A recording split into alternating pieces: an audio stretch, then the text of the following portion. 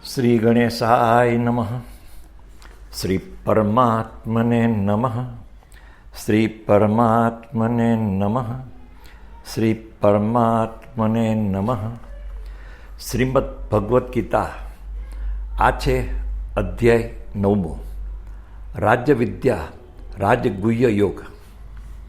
શ્રી કૃષ્ણ અર્જુનને કહે છે, હે અર્જુન, તારા જેવા દોસ્ત દ્રષ્ટિ વગરના ભક્તને ઉપાસના સાથેના જ્ઞાનને હું કહું છું, જે જ્ઞાનથી તારી મુક્તિ થશે.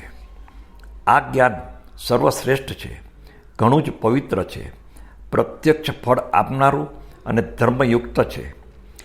તે સહેલાઈથી સાધ્ય થાય તેવું સુગમ અને અવિનાશી છે.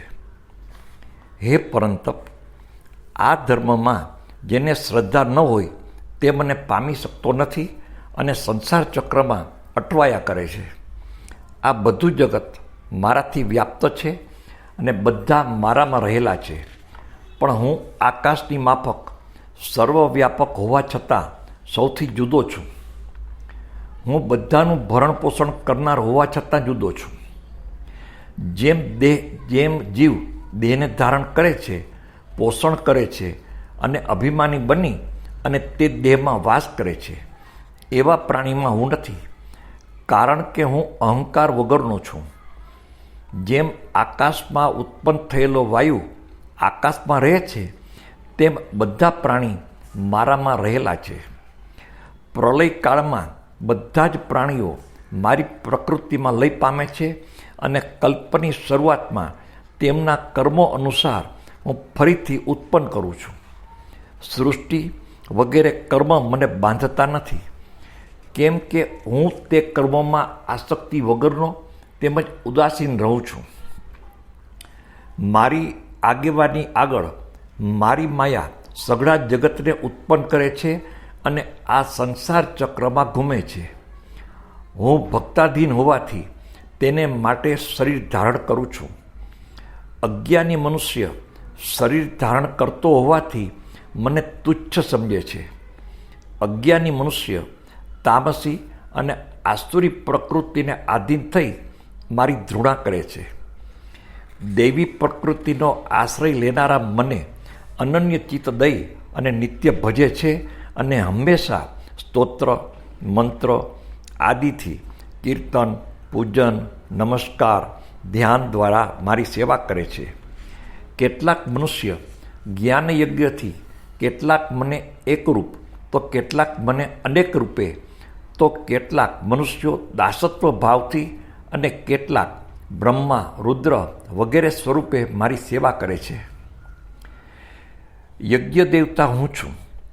પિતૃને અપાતી આહુતિ હું છું. મંત્ર, ઘી, અગ્નિ અને હોમેલું દ્રવ્ય હું જ છું.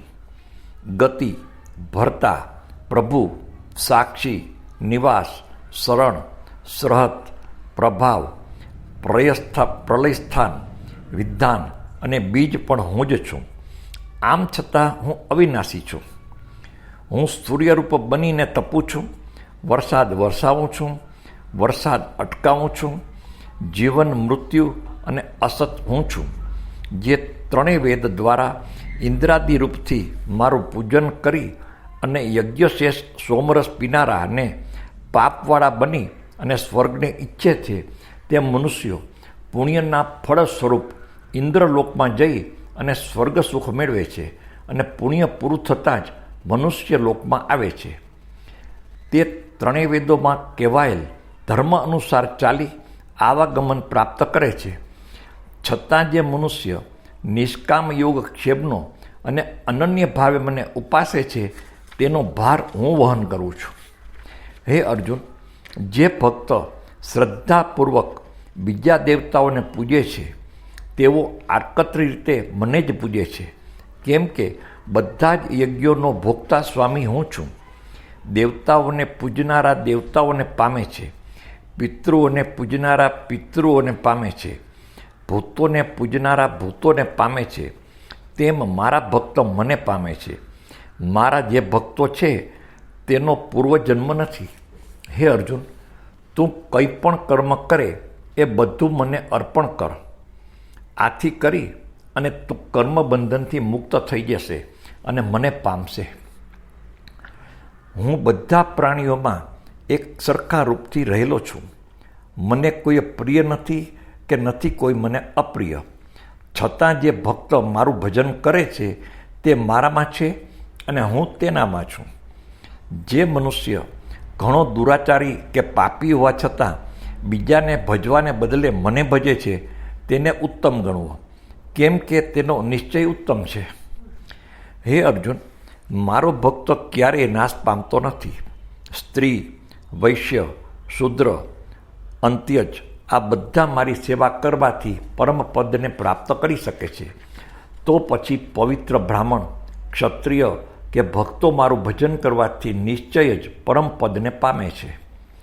માટે હે અર્જુન, તું મન અને ભક્તિ દ્રઢ કરી મને જ પૂજનારો થા અને મને નમસ્કાર કર. આથી કરી અને તું ચોક્કસપણે મને પામીશ, એમાં કોઈ જ શંકા નથી. શ્રીમદ ભગવદ્ ગીતાનો આ હતો 9મો અધ્યાય. આવતીકાલે આપણે 10મા અધ્યાયમાં પ્રવેશ કરશું. ઓમ નમઃ શિવાય.